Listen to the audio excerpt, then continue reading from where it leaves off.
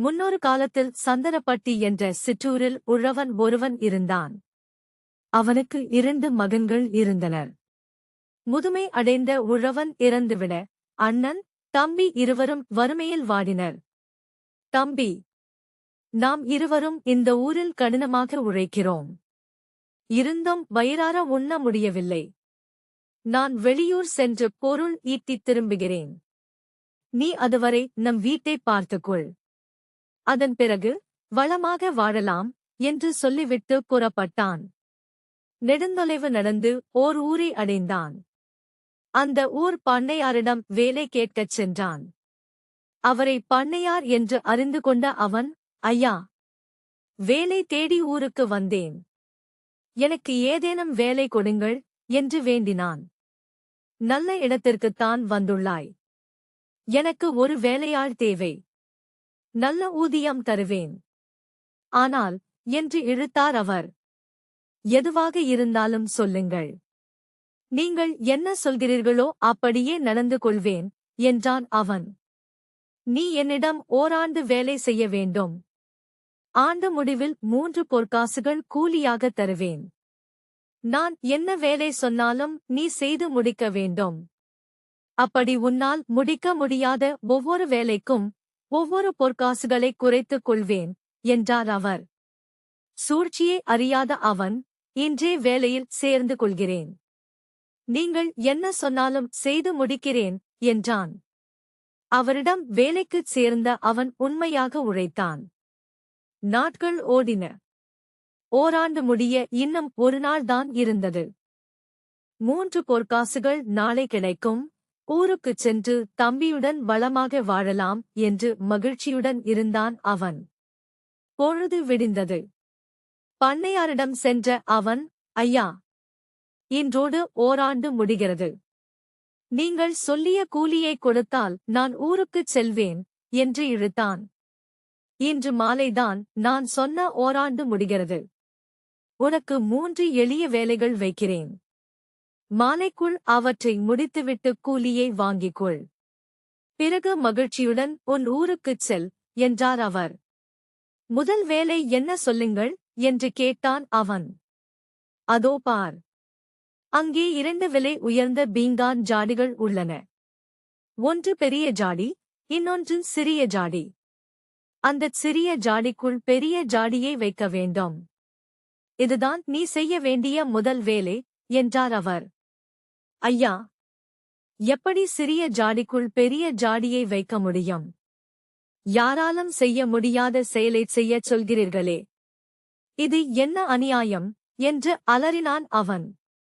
செய்ய முடியுமா முடியாதா என்பதைப் பற்றி எனக்கு கவலை இல்லை.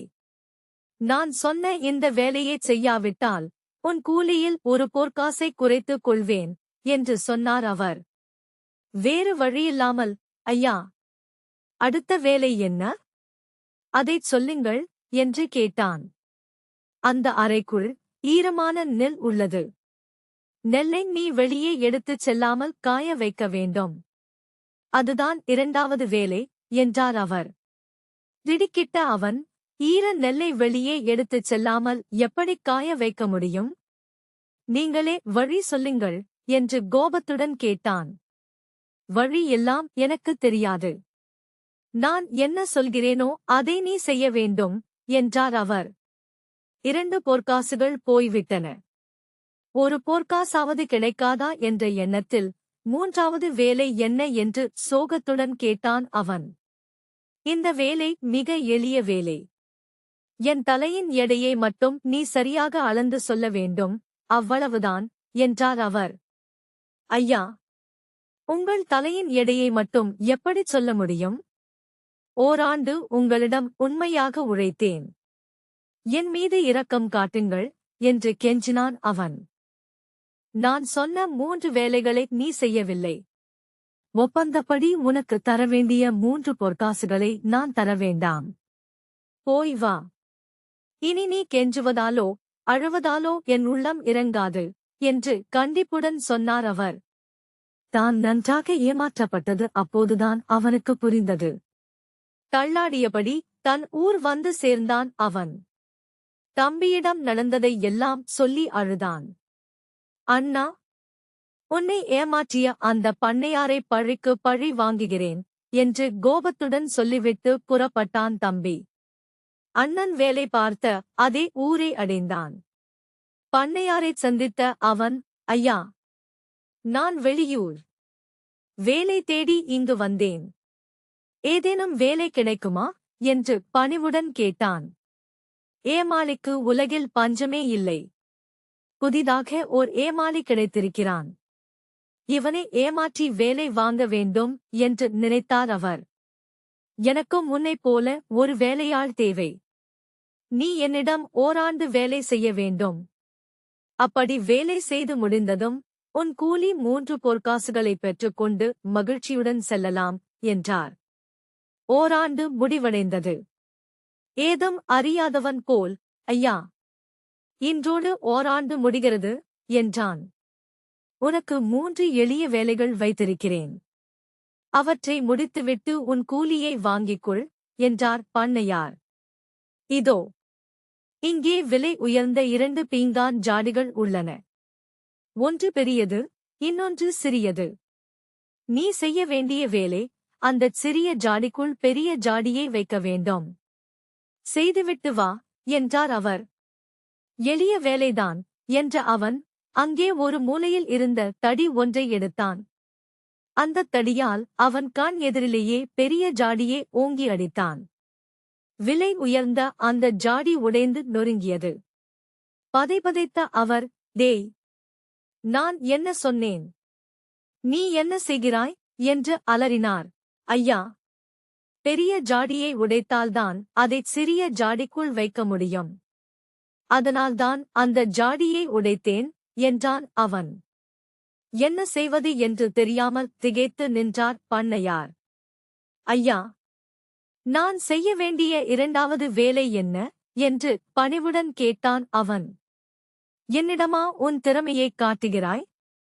உன்னை என்ன செய்கிறேன் பார் என்று தனக்குள் கருவினார் அவர்.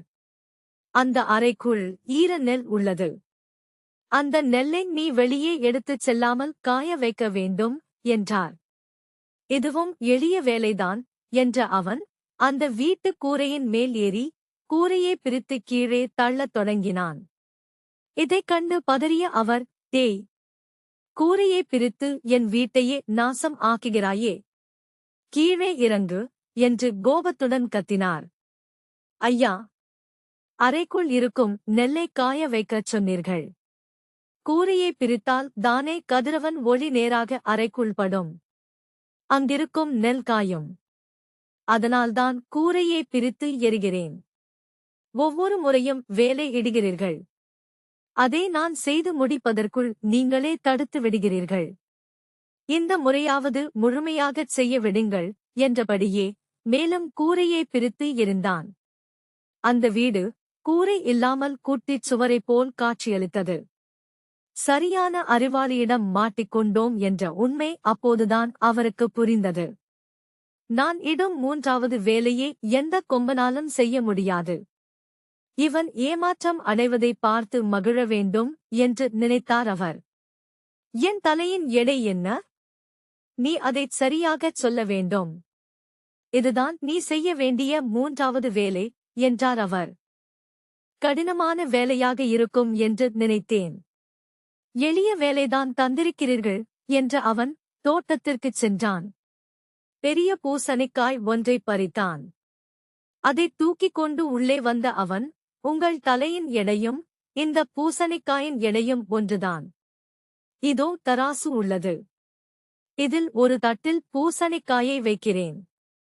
இன்னொரு தட்டில் உங்கள் தலையை வெட்டி வைக்கிறேன். இரண்டும் சமமாக இருப்பதை நீங்களே பார்க்கலாம் என்று சொல்லிக் கொண்டே கையில் கத்தியுடன் அவர் தலையை வெட்டுவதற்காக வந்தான். ஐயோ, இவனிடம் நன்றாக மாட்டிக்கொண்டேனே. என் தலையை எடுக்காமல் விட மாட்டான் போல இருக்கிறதே என்று நடுங்கினார் அவர். இரக்கப்பட்ட அவன், இனிமேலும் ஏழை எளிய மக்களை ஏமாற்றுவதை விட்டுவிடுங்கள். எனக்குரிய 3 பொற்காசுகளுடன் என் அண்ணனை ஏமாற்றி எடுத்துக்கொண்ட 3 பொற்காசுகளையும் சேர்த்துக் கொடுங்கள். உங்களை உயிருடன் விடுகிறேன் என்றான் அவன். 6 பொற்காசுகளை அவனிடம் தந்தார் அவர். வெற்றியுடன் அங்கிருந்து புறப்பட்டான் அவன். பண்ணையாரும் அன்றிலிருந்து மற்றவர்களை ஏமாற்றுவதை விட்டுவிட்டார்.